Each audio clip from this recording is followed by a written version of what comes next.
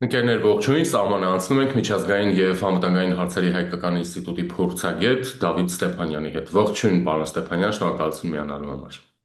Ողջույն, Իրա, շնորհակալություն։ Միացյալ Նահանգների դեսպանը հարցազրույցում Civilnet-ի հետ խոսեց տարբեր թեմաների մասին, այդ թվում և TRIP-ի մասին, տարածաշրջանի ապաշրջափակման մասին, եւ ինչն է շատ հետաքրքիր։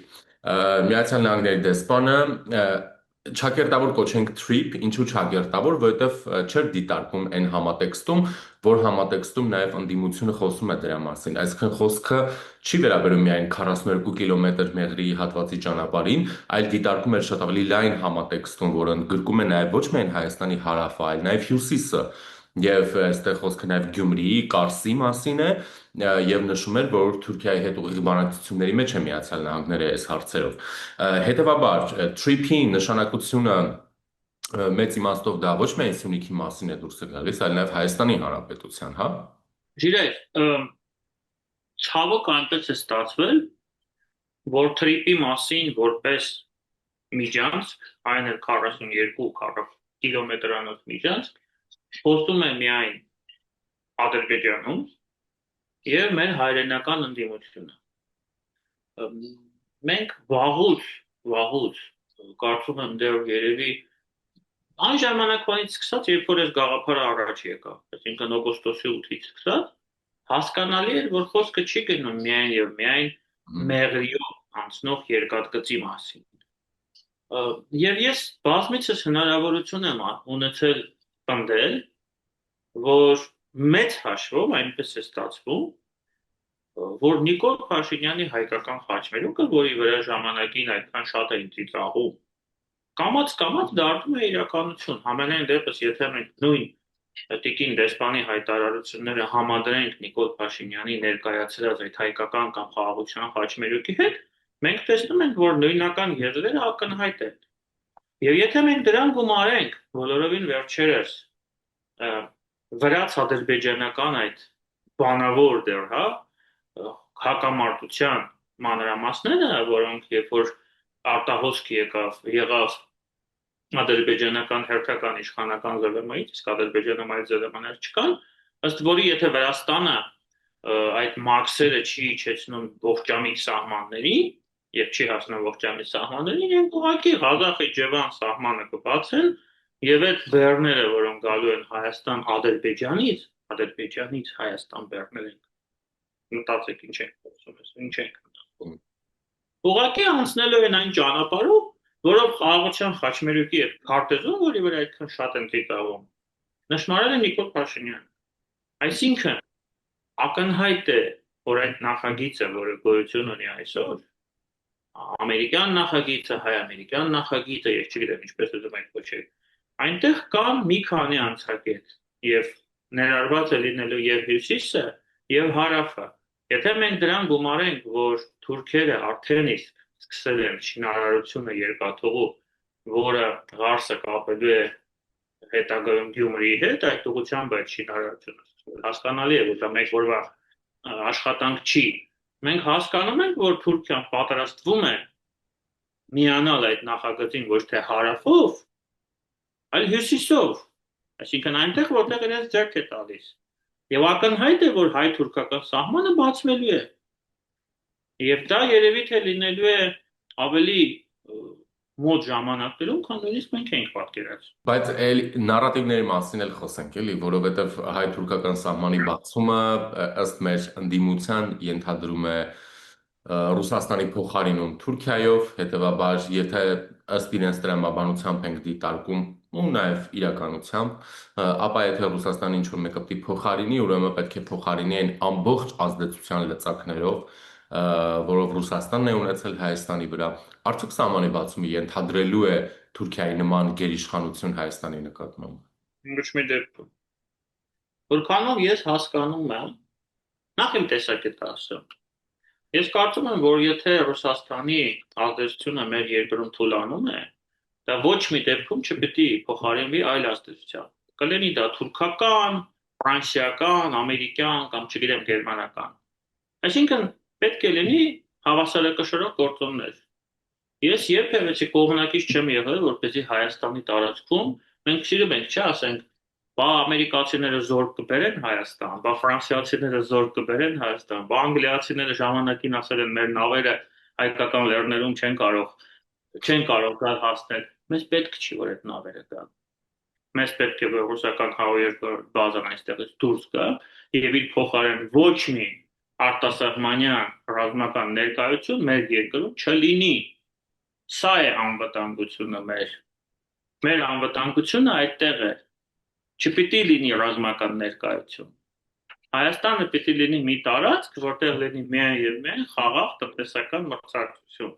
Եվ ոչ մեկ չունենա այդ ներկայությունը եւ բոլորը ուզենան ունենան այդ ներկայությունը եւ ոչ մեկ դա չունենա։ Այսպես է անվտանգությունը կառուցվում։ Ես դա այդպես եմ պատկերացնում։ Որքանով ես հասկանում եմ, չեմ կարող ասել, որ մեր իշխանությունները արդեն պատրաստ որոշում ունեն, որ երկրորդ բազան պետք է Հայաստանը լքի, չնայած այդպիսի որոշակի ցուցիչներ ես տեսնում եմ, բայց պնդել դա չի կարելի, բայց այն, որ մենք մեր երկրում չի նախատեսվում այլ երկրի ռազմական ներկայություն, դա էլ կարծում եմ ակնհայտ է։ Եվ ես կարծում եմ, որ իշխանությունը, գործող իշխանությունը այդպես է մտածում։ Պնդել այս ամենի համատեքստում եւ ֆոնին, որ ռուսների փոխարեն գալու են թուրքերն են գալու այստեղ, չգիտեմ, իշխեն այնպես ինչպես ռուսներն են իշխել, ես կարծում եմ դա ուղղակի հերթական նոնսենսն է, հերթական պարադոքսն է եւ հերթական իրականության հետ ոչ մի աղերս չունեցող ինչ-որ մի ենթադրություն։ Ձեր ասացին ուղիղ գալիս է հակադրվելու հանրապետականների հայտարարությունը եւ ինչը առհասարակ պետք իրենց հիշել, որովհետեւ այս մարդիկ Հայաստանում 10 տարի առնվազն 10 տարի իշխանություն են եղել, ասում էին, որ հայտարարություն էին տարածել եւ ասում էին, որ Հայաստանի Հանրապետությունում անհրաժեշտ է ռուսական երկրորդ ռազմաբազան եւ Ռուսաստանի հետ նոր անվտանգային պայմանագիր։ Իբր եղած այնց մի աշխատել է։ Հիմա են ասում դա։ Հա, այսօր են հայտարարություն տարածել։ Չգիտեմ իրենք ինչ են ասում։ Այսօր են հայտարարություն տարածել, որ անհրաժեշտ է Ռուսաստանի հետ ունենալ նոր պայմանագիր անվտանգային եւ Հայաստանում երկրորդ ռուսական ռազմաբազ։ Ես մնացածը կարահեմ եւ այդ դրա համար պետք է շատ ուժեղ նոր բանակցող, քանի որ այս գործող բանակցողը ի վիճակի չի դրան հասնել։ Ասել են թե բան։ Դա շարունակել է Նարեկ Կարապետյանը Կապանից, որ մեզ նոր բանակցող է պետք եւ նախկին բանակցողի իրավիճակը էս է։ Շատ լավ։ Սկսենք վերջից։ Ուրեմն քաղաքականությունը երբ որ ձևավորվում է, այս կամ այն երկրի շահերը առաջ տանող քաղաքականությունը, այն չի ձևավորվում բանակցողի ֆակտորով։ Բանակցողի ֆակտորը կամ դերակատարումը երևի թե նշանակություն ունի այնքանով, որքանով, չգիտեմ, 5-րդ, 6-րդ, 7-րդ տեղը։ Առաջինը դա իրողությունն է, որտեղ է գտնվում այդ երկիրը։ Ինչ ռազմական ռեսուրս ունի, ինչ տնտեսական ռեսուրս ունի, ինչով է հետաքրքիր աշխարհին։ Տեսեք, ինչու ենք մենք 21 թվականին այդքան անմխիթար, այդքան վատ վիճակում։ Որովհետև Ռուսաստանը այստեղ էր, ռազմական ներկայությունը այստեղ էր, ուկրաինական պատերազմը դեռ չէր սկսել։ Արցախը կիսով չափ հանձնված էր եւ մենք մեր ձեռքերը եւ ոտքերը կապած էին։ Մենք պարտություն էինք կրել 44 օրյա պատերազմում եւ որևէ այլ ընտրանք չունեինք։ Որևէ այլ ընտրանք չունեինք, ոչ մեկ չկար։ Այն ժամանակ մեր բանակցային դիրքերը չափազանց թույլ էին,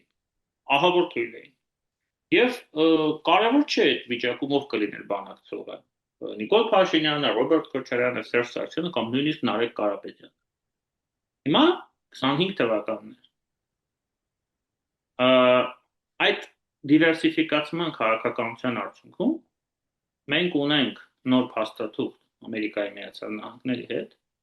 Մենք ունենք ամերիկյան դրոշ Հայաստանի տարածքում։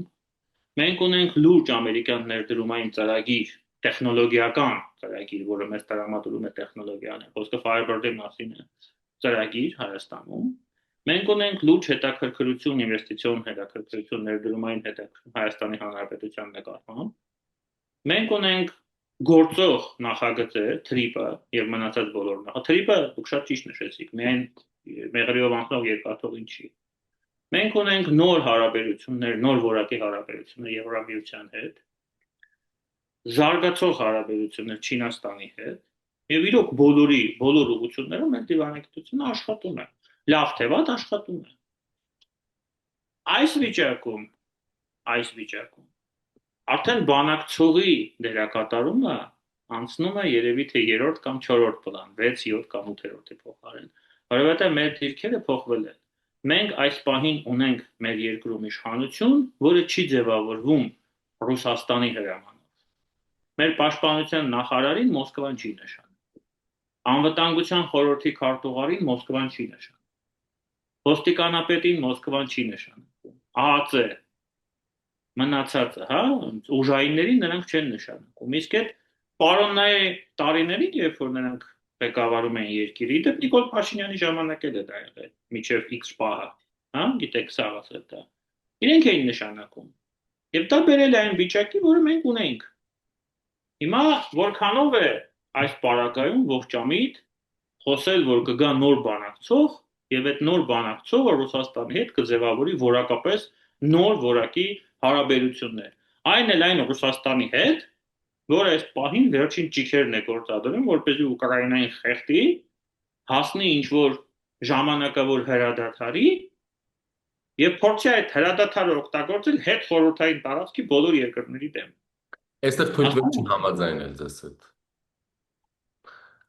Որովհետև այդ նոր հնարավոր նոր բանակցողը որակական նոր հարաբերությունները կարող է տեսնել եւ պատկերացնել օրինակ Հայաստանի Հանրապետության միութենական պետության կազմի մեջ լինելու հանգամանքով, որը իհարկե որակապես կփոխի Ռուսաստանի վերաբերմունքը Հայաստանի նկատմամբ, բայց այստեղ արդեն մեզ համար քննելի է լինելու այդ որակը, այսինքն որակական փոփոխություն կարձանագրվի բնականաբար։ Բայց դեպի որ կողմ, դա է հարցը։ Ահա։ Լավ, հասկացա ձեզ։ Ժիրայր, թույլ տվեք համաձայնվել ձեզ հետ։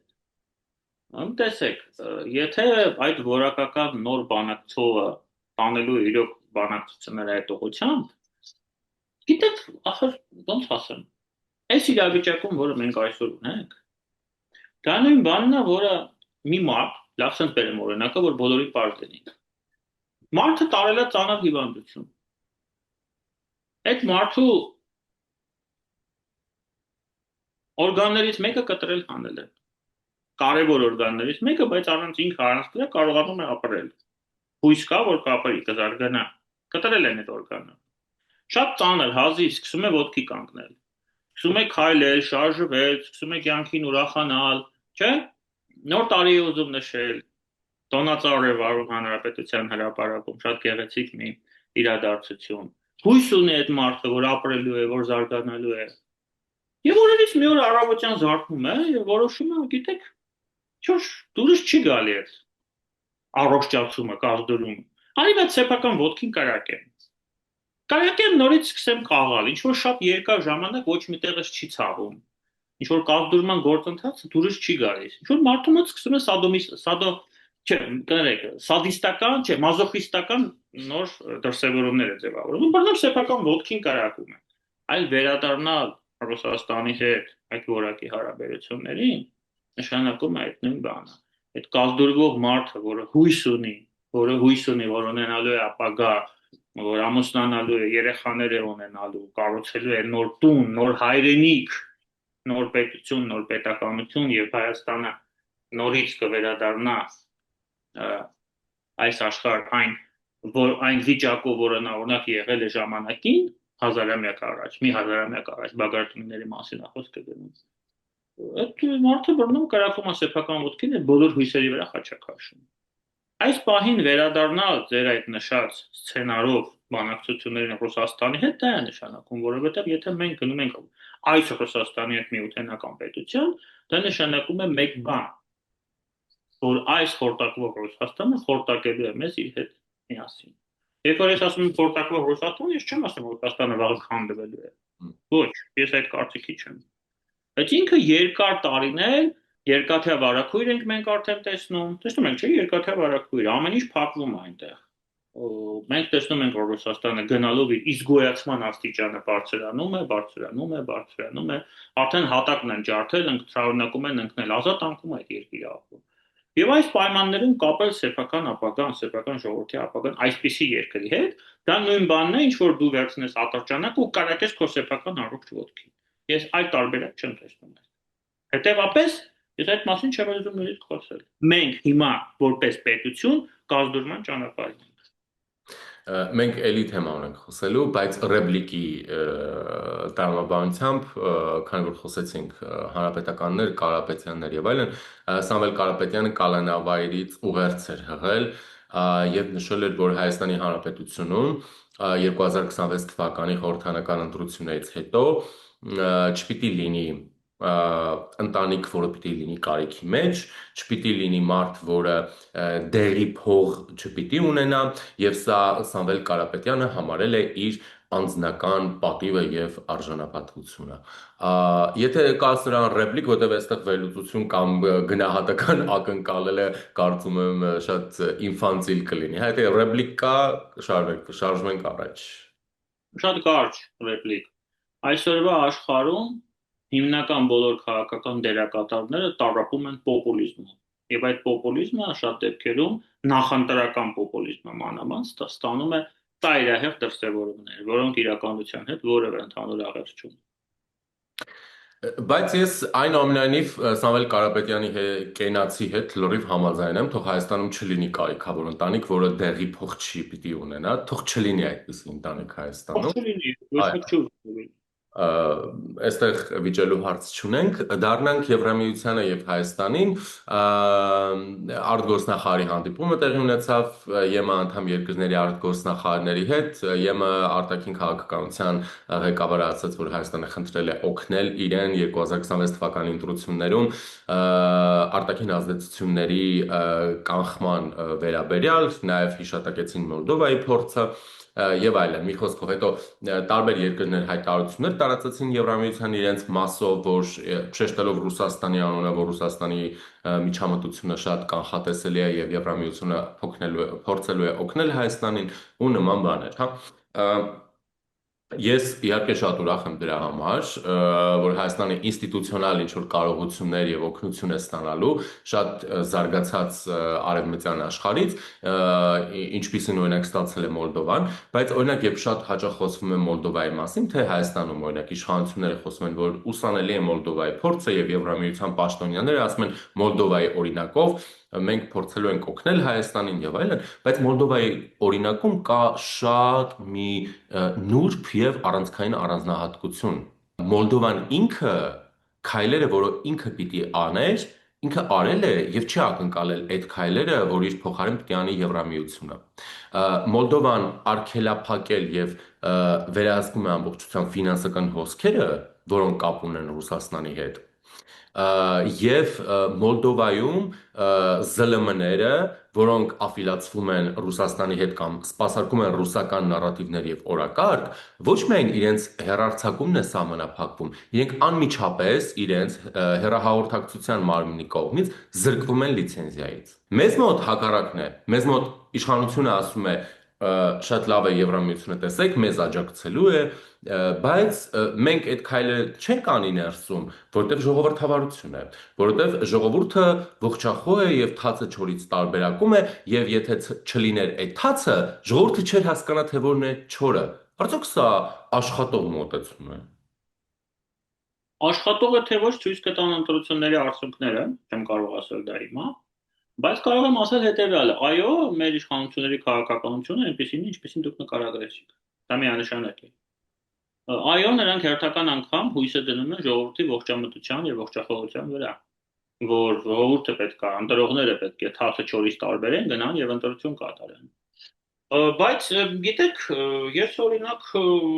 այդքան էլ վստահ չեմ, որ ժողովուրդը ճիշտ ընտրություն կկատարի, որովհետեւ մարդիկ ունեն իրենց իրավունքը, ունեն իրենց ընտրության իրավունքը եւ ոչ մեկ չի կարող մարդկանց ստիպել, որ նրանք չգնան օրինակ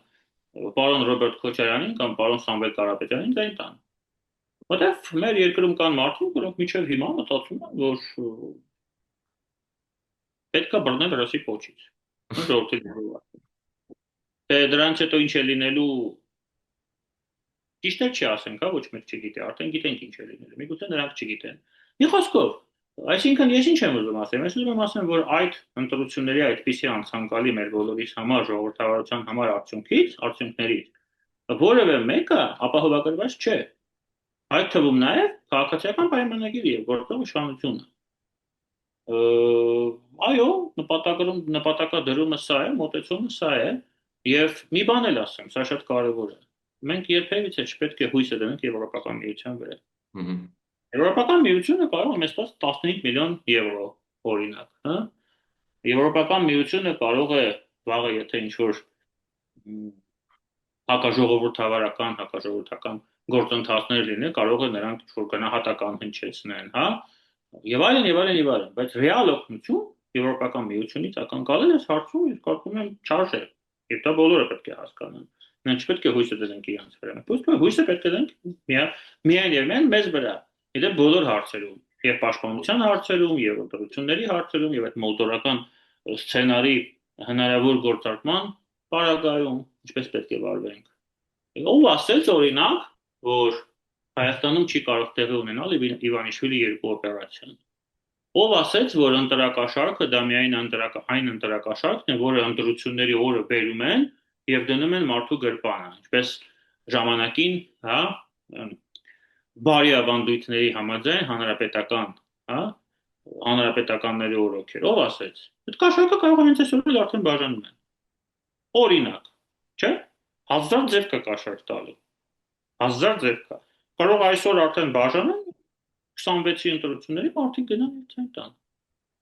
Մանավանդ այն դեպքում, երբ որ մարդիկ, ովքեր այդ պոտենցիալ կաշառք բաժանողներն են, եւ դա չեն բացառում, այդ մարդիկ ունեն միլիարդավոր դոլարներ։ Դոլարներ, հասկանում եք։ Եվ այդ մարդիկ մի հոգի չի, երկու հոգի չի, մի քանիսն են։ Այսինքն այդ ամենը պետք է հաշվի առնել։ Եվ այսօր այնպիսին է մեր իրականությունը, որ ֆինանսական հոսքեր կառավարելն է շատ դժվար։ Դուք էլ գիտեք, որ տարբեր ձևեր կան, տարբեր մոտեցումներ կան։ Եվ այդ մարդիկ, ովքեր որ դրանով զբաղվում են, իրենք շատ լավ հասկանում են ինչպես դա անել։ Այնպես որ ամեն ինչ հնարավոր է։ Եվ նորից եմ ես ասում, հույսները դնել միայն ժողովրդի ողջության վրա, ես կարծում եմ այդքան էլ ճիշտ չի։ Այստեղ պետք է պետությունը օրենքի շրջանակներում գործի եւ բոլոր հակաժողովրդական, հակաօրինական դրսևորումները պետք է պատժվեն եւ կանխվեն։ Այդ թվում եւ ֆինանսական հոսքերը, որոնք այո, պետք է ըստ օրենքի լինեն կառավարելի, թափանցիկ, վերահսկելի եւ հաշվետու, բայց ինչը Հայաստանում մենք չենք տեսնում, այն դեպքում, երբ Մոլդովայում այդ ամեն ինչը կար, պլյուս դրան արևմտյան հետախուզական տվյալները, որոնց իրենց շատ օգնում էր, որը մեր դեպքում չի լինելու բնականաբար, Հայաստանում այս իրավիճակում պատկերացնել կարելի է, թե ինչ է ոչ թե կատարվելու, այլ արդեն իսկ կատարվում այդ ֆինանսական հոսքերի իմաստով, հա, այսինքն որովհետև նույն Ռուսաստանը կարիք չունի, ինչպես Մոլդովայում էր ֆինանսներ ներարկել այդ եւ արդեն ստեղ է։ Ֆինանսը տեղում է, այստեղ է։ Դեպքերում ֆինանսը արդեն ստեղ է։ Եվ ներսում ինքը գտնում է իր սպառողին։ Մոռանանք ինչքան Հայաստանում կան ռուսական կապիտալով աշխատող ընկերություններ։ Իսկ այդ մարդիկ իրենք էլ կարող են սխալ մի փոքր հասկանալ իրադրությունը եւ իրականությունը եւ գնալ քվեարկել, հենց զուտ քվեարկել ուղղակի նրա համար, որ նրանք աշխատում են այդ ընկերություններով։ Եվ չմտածեն, որ վաղը եթե իշխանապողություն չլինի, նրանք շարունակել են այդ ընկերություններում շատ հանգիստ աշխատել եւ որևէ բան չի փոխվել։ Այնպես որ այո, կան շատ մեծ տարբերություններ Մոլդովայի հետ, ինչը ես կարծում եմ վտանգները որոշակի առումով մեծացնում են դեպքում։ Քանի որ մենք խոսեցինք հիբրիդային պատերազմի մասին, ես կխնդրեմ այս համատեքստում, որպեսզի մենք անդրադառնանք նաև եկեղեցի եւ աշխարհիկ իշխանություն վերնախավ հակամարտությանը։ Ինձ մոտ տպավորություն է, որ իշխանությունը շատ ձեռնտու է, որ Կտրիչ Ներսիսյանը հնարավորինս ուշ հեռանա կամ հեռացվի։ Չեմ կարող ասել անկեղծ։ Ես չգիտեմ ինչ է մտածում այս ուղղությամբ։ Ասեմ ինչու, որովհետև դա շատ կենցաղային ասեմ, ասենց չալաղած, թոթոլ կտոր է, շատ լուրջ զանգվածի բարեհաճությունը շահել եւ դա վերածել քաղաքական քվեի ընտրություններից առաջ, իսկ որքան թեման վառ է եւ այս թեման կարծես թե իշխանությունը նաեւ բացահայտել է, որ ինքը այստեղ հաղթող է։ որտեղ իշխանությունը խոսում է այնպիսի բաների մասին, որոնք ենթադրաբար չէր բարձրաձայնելու, եթե դրա տակ չունենար որոշակի փաստական տեղեկություններ, հա, նույն ազդեցության գործակալ լինելու, ԿԳԲ-ի գործակալ, օտար երկրի հատուկ ծառայության ավագ լեյտենանտին զեկուցելու ու նման բաների մասին։ Ես էլ չեմ խոսում կուսակրոնության ու այդ դաշ չեմ էլ ուզում գնանք, հա։ Այդ մասին Արիկեք ընդհանրապես Հա, չխոսում, դա հետաքրքիր է։ որտեղ պարզը որ խոսքը կուսակրոնության մասին չէ, այլ բոլորովին այլ հարցեր են այստեղ լուծվում։ Հա, ես հասկացա ձեր դրամաբանությունը, ասեմ այսպես։ Ցանկացած դեպքում, եթե միջև ընտրությունները կաթողիկոսարանը ազատվի Գարեգին Բեից կամ Կտրիշ Ներսիսյանից, եւ եթե դա տեղի չունենա, Նիկոլ Փաշինյանը հաղթող է դուրս գալու նախընտրական տեսանկյունից։ Ինչու՞։ Եթե նա չի գնում, դա լինելու է հավելյալ եւս մեկ արգումենտ նախընտրական կամպանիայի ժամանակ, թե տեսեք ռուսական սովետական, չէ, ԿԳԲ-ի գործակալ, շատ կարևոր է սա, ոչ թե ՖՍԲ-ի, այլ ԿԳԲ-ի գործակալները, որոնք աշխատում են Հայաստանի դեմ, ինքնիշխանության դեմ, մեր դեմ, հետևաբար ժողովրդի դեմ, շարունակում են ստանալ օժանդակություն 5-րդ շարասյունից, այն է քաղաքական ուժերից, որոնք առաջինը դուրս էր եկել, որպեսի պաշտպանեն եւ փրկեն այդ եկեղեցին, այդ եկեղեցականներին, կտրիչ։ Ես եկեղեցի բառը արդեն չեմ ուզում օգտագործեմ, կտրիչ Ներսիսյանի շուրջ հավաքված այդ եկեղեցականներին, այդ դեպքում նա ունենում է շատ լուրջ արգումենտ եւ երկրորդը, եթե կաթողիկոսարանը վեհարանը ազատվում է կտրիչ Ներսիսյանից, նա ներկայացնում է դա որպես իր սեփական հաղթանակը։ Եվ սա շատ լուրջ նախընտրական արգումենտ է լինելու եւ խաղաքարտ է լինելու, որը նա օգտագործել։ Այսինքն այսպես թե այնպես նախընտրական տրամաբանությունում Նիկոլ Փաշինյանը հաղթում է։ Դա հավելյալ արժեք է, հավելյալ շանս է հաղթանակի նրա։ Ես այսպես եմ դիտարկում։ Եվս process-ը Դավիթ, օրինակ ինձ համար process-ը մաքուր քաղաքական է, այստեղ ինչ հոգևոր, ինչ նորոգում, ինչ չգիտեմ, կուսակրոնություն, բարոյականություն,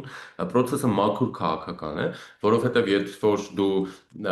բարոյականության հարցերի մեջ բերում մտցնում ես երկրի ազգային անվտանգության հարցը, օտար երկրների հատուկ ծառայությունների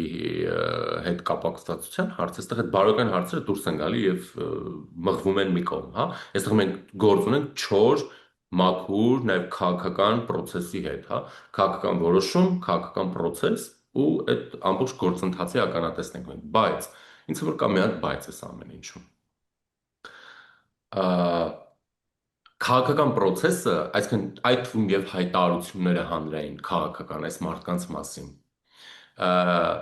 իրավական գործընթացներից հետո կամ զուգահեռ չեն ուղեկցվում, չկան իրավական process-ներ, որոնք պիտի լինեին, որովհետև ինձ համար հարց է առաջանում,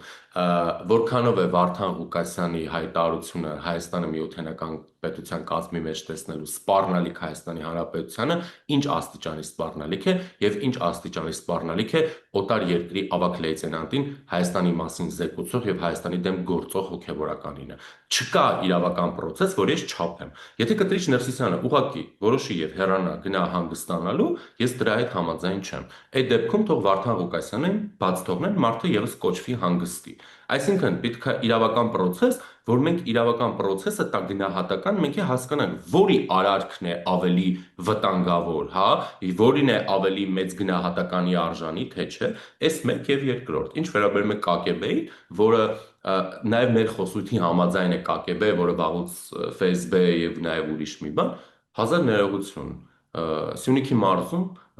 ամեն 4-րդ մեքենա ՖՍԲ-ի մեքենա է։ Սյունիքի մարզպետով հանդերձ բոլորին կոչեք հանգստի։ Փորձեմ ներկայացնել տեսակյունը եւ հիմնավորել։ Տեսեք, այն որ Կտրիչ Ներսիսյանը ոչ թե ԿԳԲ-ի, այլ ՖՍԲ-ի գործակալ է, կարծում եմ ակնհայտ է։ Բայց մեր պետությունը այդ պահին համապատասխան մարմնի մաս չունի, որպեսզի այդ մասին ուղիղ ասի եւ ներկայացնի ապացույցներ։ Նույնիսկ եթե այդ ապացույցները կան, որովհետեւ այդ դեպքում մենք ունենալու ենք Ռուսաստանի հետ հարաբերությունների խզում։ Այսինքն մոտավորապես լինելու է այն լավագույն դեպքում, ինչը այսօր մենք տեսնում ենք Ադրբեջանի եւ Ռուսաստանի հարաբերություններում։ Խոսքը սրա մասին է։ Դրա համար Նիկոլ Փաշինյանը շատ հաշվարկած, չի ասում ՖՍԲ, ասում է ԿԳԲ։ Դրա համար այդ հիմնավորումները, իրավական գործընթացները չեն ներկայացվում եւ չեն սկսվում, որովհետեւ դա կնշանակի ուղիղ ձեռնոց նետել Պուտինի մտքին։ Հասկանում եք։ Իսկ մեր այսօրվա իշխանությունը, մեր պետությունը այդ ռեսուրսը չունի։ Զուտ խոսքը գնում է սրա մասին։ Վարդան Ղուկասյանին ձերբակալելու համար այդ ռեսուրսը բավարարում է։ Կաթողիկոսին մեղադրել պետական դավաճանության մեջ, մենք այդ ռեսուրսը, մեր պետությունը եւ մեր իշխանությունը այդ ռեսուրսը այսօր չունի։ Եվ որ ունենա դա կարվի, որտեվ ես չեմ կարծում, որ այստեղ չկան ապացույցներ։ Կատրիչ Ներսիսյանը ծառայում է Ռուսաստանին այնպես, ինչպես Ռուսաստանին տասնամյակներով ծառայել են մեր պաշտպանության նախարարները, Ռուսաստանի կողմից նշանակված, դաբրոն ստացած, հա, մեր անվտանգության խորհրդի քարտուղարները, մեր ԱԱԾ-ի տնօրենները, հասկանում եք։ Հիմա այդ բոլորին պետական ռեսուրսը եկել հասել է մի աստիճանի, հա, այդ համապատասխան մարմինը իշխանության մոտ ձևավորվել է, սկսել է աշխատել, որ դա դրա վերջը տրվել է, որտեղ հասկացել են, եթե վերջը չտան, իրենց վերջն է գալու, եւ երկրի եւ իրենց անձամբ։ Հիմա Կտրիչ Ներսիսյանի պահը դեռ չի հասունացել։ Պետք է հասունանա։ Երբ որ հասունանա, ես վստահ եմ, այդ բոլոր ապացույցները կներկայացվեն։ Սա է վիճակը։ Ես էլ եմ շատ ուզում իրավական գործընթացներ։ Ես ուղղակի փորձում եմ այդ տրամաբանական հարցին, որոնք մեր շատ հայրենակիցները իրավունք ունեն այդ հարցը տարածեն։ Բայց ինչի չեն ներկայացնում։ Ուրեմն չկա, կա։ Չեն ներկայացնում, որտեղ չեն կարող այս բանը ներկայացնել։ Որտեղ դա նշանակել է Ռուսաստանի հետ հարաբերությունները միանգամից կտրուկ խզել։ Իսկ մենք այդ ռեսուրսը չունենք։ Իրենք հաշվարկում են, չէ՞, ինչ արինելու հետագայում։ Երբ որ ունենանք, դա կարվի։ Ես հուսով եմ, որ դրան չի հասնի եւ Վեհարյանը կազատվի այն ռազմավարության հետևանքով, որը հիմա իշխանությունը որդեգրել է։ Մի խոսքով, ինչպես դուք ասացիք, ռուսի պոչից նորից չբռնելու համար պետք է գործել։ Միանշանակ։ Եվ ես կարծում եմ, որ մենք բոլորս, այդ թվում նաև դուք եւ Էժիրայ, պետք է ամեն ինչ անենք եւ անընդհատ խոսենք, անընդհատ մարդկանց ճշմարտությունը ներկայացնենք, որպեսզի բոլորը հասկանան, թե ինչ աղետալի արդյունքներ, հետևանքներ կարող է ունենալ այդ գործընթացը, երբ որ Հայաստանը նորից ռուսի պոչից կբռնի եւ այդ պոչը բռնելով մենք ուր կարող ենք հասնել։ Ես վստահ եմ, որ մենք արդյունքում կիսելու ենք Արցախի ճակատագիրը, եթե մենք նորից բռնենք ռուսի պոչը։ Մի անգամ մենք արդեն դաղվել ենք, մի անգամ մենք արդեն վարվել ենք, մենք կորցրել ենք մեր հայրենիքի մի մասը, մենք կորցրել ենք հազարավոր կյանքեր, մենք մեծ զրկանքներ ենք տարել մի քանի տասնամյակ եւ վերջում հայտնվել ենք կոտրած տաշտակի առջեւ։ Փառք Աստծո, որ այս պահին Հայաստանը հնարավոր է եղել պահպանել այդ նեգատիվ սցենարից, հա, խուսափել։ Եվ նեգատիվ սցենարից խուսափելու միակ ճանապարհը դա այն բոլոր գործընթացները, որոնք հիմա մեկնարկել են, TRIP-ը, այդ ինվեստիցիոն ծրագրերը, հա, մեր դուրս սպրծումը Ռուսաստանի տակից։ Ես հուսով եմ, որ շուտով հայ-թուրքական սահմաններ կբացվի եւ սա եւս մեկ թել կկտրվի, որը Ռուսաստանին թույլ է տալիս Հայաստանին այսպես խամաչիկի պես, խամաչիկը ոնց է, մարիոնետկա, որ սենց թափ են տալի, մի թել էլ կկտրվի եւ կմնա մեկ շատ բարակ թել, որպեսզի մենք կարողանանք արդեն ինքնուրույն գործենք, ոչ թե մեզ ուրիշները խաղացնեն, պարացնեն, մեր կյանքը եւ արյան հաշվի։ Սա է ճանապարհը, այդ ճանապարհ չկա։ Նորից վերադառնալ անցյալ եւ ռուսի պոչը բռնել նշանակում է դնել շատ լուրջ վտանգի տակ, շատ լուրջ գոյաբանական էգզիստենցիալ վտանգի տակ մեր երկրի ապագան, հետեւապես մեր սեփական ապագան եւ ամենակարևորը մեր երեխաների ապագան։ Ես կարծում եմ մենք դրա իրավունքը չունենք։ Մենք դրա իրավունքը չունենք որպես ընտրողներ, որպես մարդիկ, որոնք հասկանում են, թե ինչի կարող է սա բերել։ Եվ մենք անընդհատ պետք է այդ մասին խոսենք։ Եթե կան մարդիկ, ովքեր որ մեզ լսում են, կամ մեզ միջև այսօր չեն հավատում, կամ մտածում են, որ մենք սխալ ենք ասում, թող մի փոքր ավելի շատ, հա, այս հարցի մեջ խորանան, թող մի փոքր ուսումնասիրեն ավելի շատ ինչ է տեղի ունեցել Արցախի հետ, ինչի է դա տեղի ունեցել։ Ինչու են այն մարդիկ, ովքեր տարիներով, տասնամյակներով Արցախը ղեկավարում, ռուսի ձեռքով հայտնվել Բաքվի բանտում։ Հա, այնքան ակնհայտ է, ինչ կապ ունի դա Ուկրաինայի պատերազմի հետ։ Ինչու Արցախը զոհաբերվեց հանուն Ուկրաինայում հաղթանակի ապագա։ Ինչու 120,000 մեր Արցախի հայրենակիցները հայտնվեցին փողոցում որովհետև դա այդ պահին պետք էր Ռուսաստանին։ Այս ամենը մտածելու տեղիք է տալիս։ Պետք է մտածել, պետք է փորել հասկանալ, թող ինքնուրույն հասկանան։ Ես ուղղակի մի քանի թեթև բան եմ ասում այն մարդկանց, ովքեր մինչև այսօր այդ մասին չեն մտածել։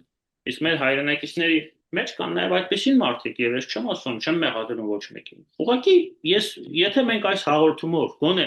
5 հոգու մտածելակերպ փոխենք, ես սա համարելու եմ մեծ հաղթանակ, որովհետև սա մեր բոլորիս ապագայի մասին է։ Եվ մենք պետք է անընդհատ այդ մասին խոսենք, անընդհատ, որպեսզի վաղը մենք նորից չհայտնվենք այդ ստրուկի կարգավիճակում, որպեսզի մեր պաշտպանության նախարարին ռուսը չնշանակի։ Հասկանալի է, չէ՞, որ պաշտպանության նախարարը ռուսն է նշանակում, այդ պաշտպանության նախարարը ռուսի կամքն է, չէ՞, իրականացնում։ Եվ այդ մեկը, որ ընդեկա նստած են, ինչ է, Արշակը, Կարապետյան, ով է ինքը։ Ով է ինքը։ Ինքը ռուսի մարդ է։ Ինքն եղել է տարիներով Ռուսաստանի քաղաքացի, եղել է Հայաստանի պաշտպանության նախարար։ Այն Միքայել, հա, ոնց կարող է Ռուսաստանի քաղաքացին լինի Հայաստանի պաշտպանության նախարար։ Աբսուրդ է։ Ու այս մարդիկ, ովքեր որ իրեն նշանակել են, նու ստորագրությունը դրել են, չեն նշանակել։ Պաշտպանության նախարարը որ դուրս են գալու խոսում են ուժեղ բանակցող եք, պաշտպանության նախարարին դուք նշանակեք ձեր։ Դուք այնքան թույլ բանակցող եք եղել, որ նույնիսկ ձեր պաշտպանության նախարարին Պուտինն է նշանակել։ Պուտինը չի նշանակել, Նարիշկինն է նշանակել։ Ադմինիստրացիայի ղեկավարն է նշանակել Պուտինի։ Ինչ-որ մանր չինովնիկ։ Էս է եղել։ Հիմա եթե ուզում ենք վերադառնանք դրան, չէ՞ աստծո, գնացեք քվեարկեք, ինչ ասեմ։ Բայց մենք վաղը չենք ունենալու Հայաստան։ Անկախ Հայաստան չենք ունենալու։ Լավագույն դեպքում ունենալու ենք մասնատված, կիսված Թուրքի ու Ռուսի միջև ինչ որ հայկական մարզ։ Ու թող ոչ մեկ հույս չունենա, սա էլ է շատ կարևոր բան, որ Հայաստանը ամբողջական մտնելու է միութենական պետության մեջ, չի լինելու դա։ Չի լինելու դա, լինելու է Հայաստանի մասնատում։ Ով դրան չի հավատում, կարդացեք պատմությունը։ Հայաստանի մասնատումը, բաժանումը Օսմանյան կայսրության եւ ռուսական քան անգամ ա եղել կայսրության միջև։ Քան անգամ է մասնատվել։ Հիշեք, չէ՞, պատմությունը։ Ինչի է մասնատվել, որտեղ ինքնիշխանություն չի եղել, որովհետև տեղի իշխանները անընդհատ վաճառել են այդ տարածքները, իրար միս են կերել, վաճառել են, դրսից մարդ են բերել, Թուրքին, Ռուսին, Պարսիկին, դրանք է կիսել են մեր հայրենիքը։ Նույն բանը հիմա է լինելու։ Պատմություն կարդացեք եւ հիշեք, որ այս ամենը կարող է կրկնվել։ Եթե մենք ողջամիտ չլինենք եւ այդ ինքնիշխանությունից երկու ձեռքով եւ ոտքով չկարչենք եւ չպաշտպանենք ատամներով, որտեղ դրանից կախված է մեր եւ մեր երեխաների ապագան։ Շնորհակալություն Դավիթ։ Ես եմ շնորհակալ հնարավորության համար հերթական անգամ այս ճշմարտությունը փորձել մարդկանց հասցնել։ Ընկերներ, զրուցակիցս միջազգային եւ անվտանգային հարցերի հայկական ինստիտուտի փորձագետ Դավիթ Ստեփանյանն էր, բաժանորդագրվեք YouTube-յան ալիքին, օրվա զարգացումներին հետևեք Telegram-յան ալիքում, որի հղում է այս տեսանյութին մեկնաբանության բաժնում։